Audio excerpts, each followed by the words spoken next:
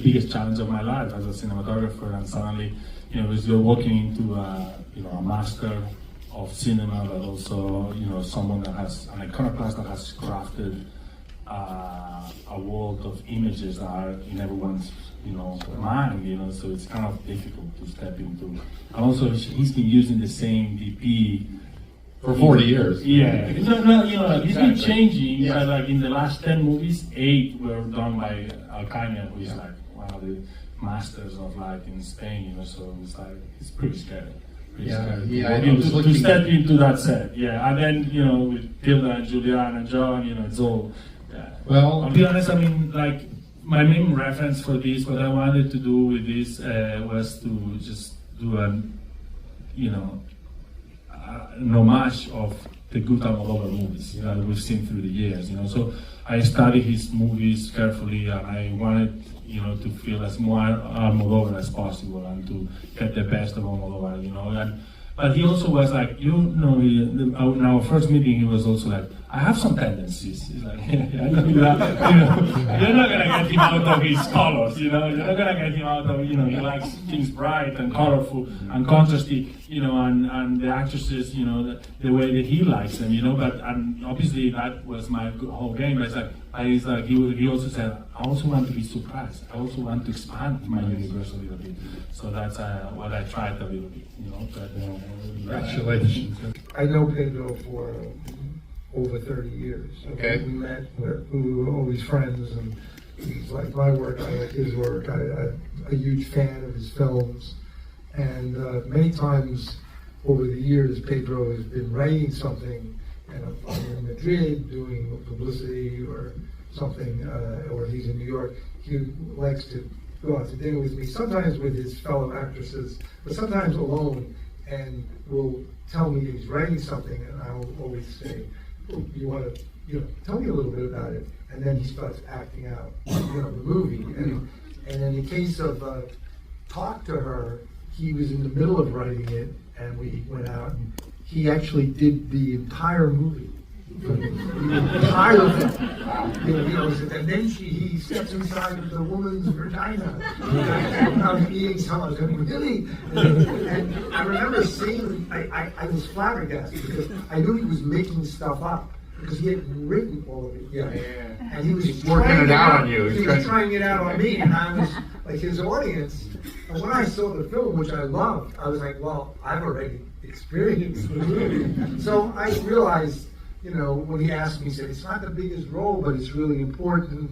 And I realized there were things that Pedro wanted to say, maybe about himself, about the world, and also that he was smart enough to know that people who, want to help sometimes bring also their own baggage to that situation, as well intended as they are. And these are very critical situations that, as you get older, you experience in many different ways. So I had the advantage of having worked with Julianne before, with Sebastian Leno, and so we sort of have a shorthand. I'm a huge fan of Tilda, so I could imagine being her boyfriend. So both of them. Yes, both of them. Yes.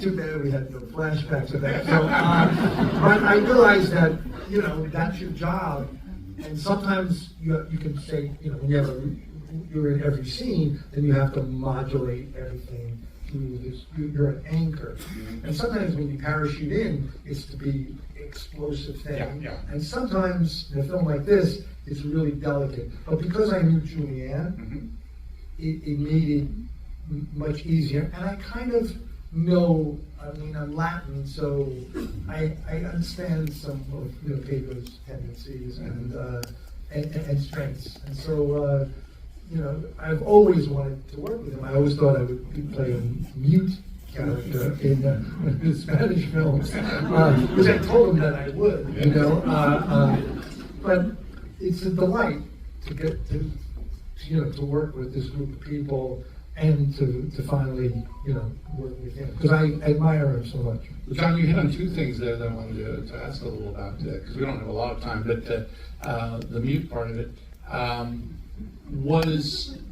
Was it comfortable that this was the first English language film that he made? I mean, I've met him, he speaks English quite well, I think. Yeah. Well, I think the ladies worked a lot on that, trying to, loosen it up. I had read an early translation. I've done a lot of plays in translation, and I've done a lot of films with foreign directors, sometimes in different languages. And, there are some words that do not translate. And so I did bring those up to him, and he was pretty amenable with me. And whenever I thought there was a transition that was a little funky or whatever, sometimes I thought, well, maybe if I do something there, or I'm eating something, or if I'm moving somewhere, that'll help the transition. Usually the hardest thing is the transitions between, thoughts sometimes. So I think he got more relaxed as it went on. In a strange way, maybe some of the most difficult scenes are the ones, there's a lot that has to happen after she's interrogated and with the lawyer, right? Because you've got to communicate a lot of business and a lot of feelings and a lot of tension, but it's got to keep going. It has to keep going. I mean, translation is a real art form. It is, and I know I worked on a Chekhov play, The Cherry Orchard, and we read every translation of it. We were doing a new translation of it, and we were trying to get it as pared down, and it takes a while. Yeah. So. But also, Pedro's in Spanish has always had a very peculiar sound. Even the way he uses words and language, it's very peculiar even for Spanish. Yeah. So people like when he doesn't sound totally English sometimes, is actually he never sounded totally Spanish either. In Spanish, He's Pedro. He's Pedro, and that's what he likes. It's his poetry, the way he expresses himself.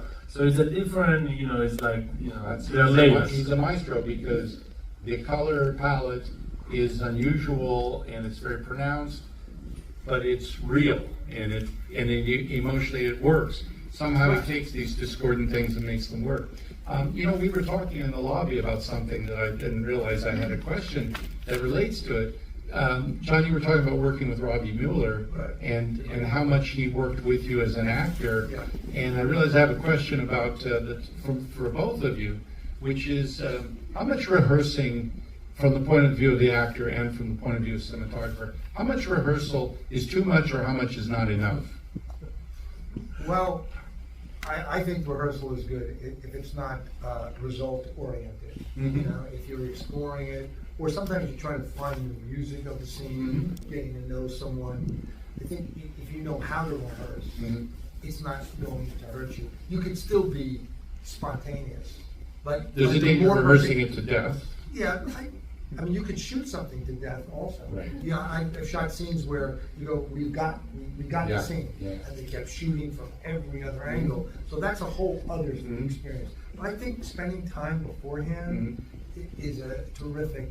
You start to develop like a shorthand where you'll see someone nod and you go, okay, I'm doing. Would you be uncomfortable if there weren't enough rehearsal time? I've experienced that too. Because sometimes, the budget and the director doesn't like it, and I mean, when you have a shorter time to shoot, then I think you actually need more rehearsal. That's right. Less. But there are a lot of people who don't like to rehearse. They're sort of superstitious. They think you're going to lose. You're going to leave it on the floor. You're going to leave it there, and that's I mean, look at the films of Sidney Lumet. He used to direct. He used to rehearse the entire film. Off book, on its feet, full out. He would do a run through, and you watch their films. The actors are terrified in those films because they realize we've got to get it like in 1 or 2 takes. And the acting in his films are usually superb. It's interesting because what you just is so interesting. You make the example of Lumet. I would think that I wouldn't be a Lumet fan because I would feel he over-rehearsed it, but I think he's one of the greatest directors in the history of American cinema. What about from the DP, from the cinematographer point of view? Is rehearsal something that you gain with it, or you lose? I love seeing actors rehearse. It's such a beautiful, moment when you're in the room with them and the director. And it's also, it gets cozy. You are, not many people, and it's just kind of very natural and and it's true, when you are playful and you can discover things and you can move things around, I think it's very useful. And basically what he did is he rehearsed for a long time with Tilda and Julian, like to a point that I don't think Julian or Tilda had ever rehearsed that much in their lives. Yeah, at that point. Like 6 months, maybe 4.5, 3, 4 years. Wow, really good friends. Yeah. And when someone gets really ill, Yeah. sometimes they just can't. They can't be there. Yeah. I want to go back in time because I wasn't there and I didn't get to ask you this, but because I admired the films he made, especially the film you made with Tom Ford. But Tom Ford had never directed a movie, and you were a very young cinematographer. Can you just take us back for a minute into that collaboration in your career? I was 27, I was very lucky. I met the person, actually we have a common friend, John and me, we have a common friend, is the person who introduced me to Tom Ford. So, and yeah, I was 27 years old, first time in LA, and suddenly Tom Ford, who I didn't know at that point who he was, because I was not into fashion at all. So Who's this guy? Who's this guy? Related to John But Ford. if Julianne Moore is saying yes, who is my, one of my favorite actors of all time, is like, so I'm definitely gonna do it. And it was just a beautiful process of, exactly, first time director collaboration, but also it was my second film, I've done 2 very small films, and that was, to completely change my life, and I could feel it as I was doing it, like, this is like, it's going somewhere that I've never been, and, I'm not, it's before and after, for my career, so it was kind of, it's beautiful when you find those people that trust you, that there is and the collaboration, and there is like an artistic collaboration that take you somewhere else that you didn't think you could go there, and that's. I would think it had to be a master class in acting. You must have learned so much about actors just in that one movie with that one actor, because it's a companion piece to this in the sense that it's really intensely focused. I mean, Colin was incredible, and Julianne, like she was only there for 3 days, but I would never forget. But yeah, it was a very peculiar. I mean, and Tom read somewhere on a book or something about directing that the good directors only do 1 take. So for the first week, he only did 1 take, and it was really scary, for everyone. Like for the actors, for all of us, So, but then we convinced him that, like some good directors also do 3 more takes. Yeah, 2 takes, We'll call technical. It's a technical problem. I think, it was not sharp, so we should go again. Yeah, but no, it's always a beautiful thing when you set up a shot and you light it and then you see the actors, do their thing, and just, and when you have incredible actors in front of the camera, it just, make your job so much better, elevate everything you do, The light was really beautiful in that film. John, this is maybe a harder question this is the dancing about architecture part of the, talking to actors about working with directors and the creation of trust and the communication with the director. You've worked with a whole bunch of great directors. You don't have to give us names, but would you characterize when you're in the hands of somebody really good? Is there something about their approach? If you haven't, you've worked with many over and over again, but when you work with a director you haven't worked with, is there a tell? Is there a sign that you're in good hands because you're breaching the gap? You're communicating. He's going to be effective in working with you. I think, for a director, for you to gain his trust and for, to have trust go both ways, it's not, innate. It doesn't happen. That's something that is earned by spending time together, talking, sharing, ideas. And I don't think what really separates the really best directors, when you're maybe do something that doesn't work, it's not that they don't get all upset about it. That they're like, sort of, okay, let's try something different. and they don't make you feel terrible, about that. They don't lose their cool and No, composure. no, and I think there are certain directors who really love actors, and there are certain directors who don't.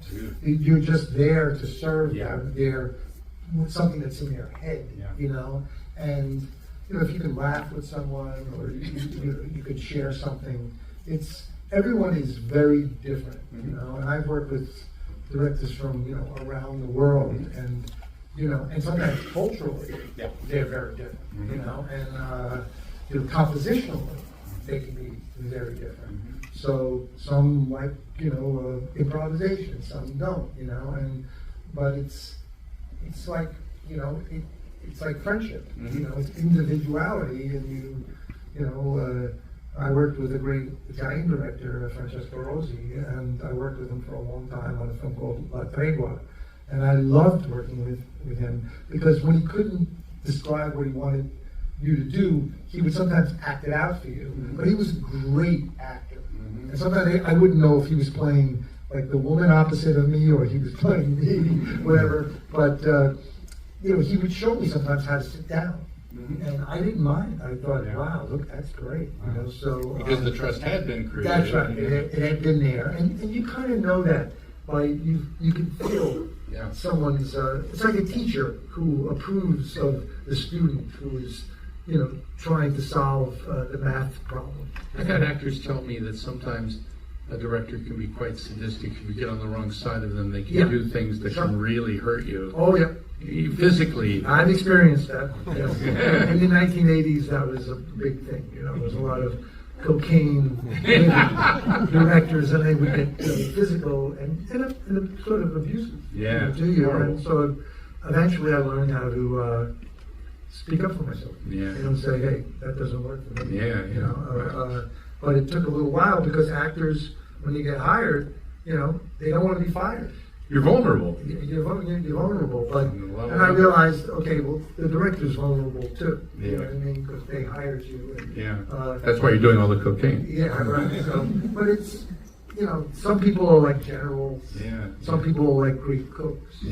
So, great school teachers. It's different. Well, I'm gonna take this down to the hometown level. What do you consider home? I live in Los Angeles, You're here, and you feel this is your home. So I'm from Barcelona. I know. But I think it's. So LA is my home. My daughter is in the LA as well. Oh, nice. And John, what is home for you? I'm a citizen of the world. No, New York is where I grew up, but I've worked all over the world. And well, then this leads into the next question because they're going to throw us out of here. Where's paradise? Somewhere in the mid-Atlantic. Have you been to Puglia? Oh yeah, many times. I have a lot. I have a lot of family there. Yeah. Matter of fact, I've been given the keys to the city that my father was born near in. Body, right? Yeah, and they had a whole parade for me. It was fantastic. It's a fantastic place. So, and Barcelona is. You're both very lucky men. You have roots and heritage in two of the most beautiful places. So happy to see you both tonight to have experienced this incredible film. Thank you, everybody, for coming. Thank you very much.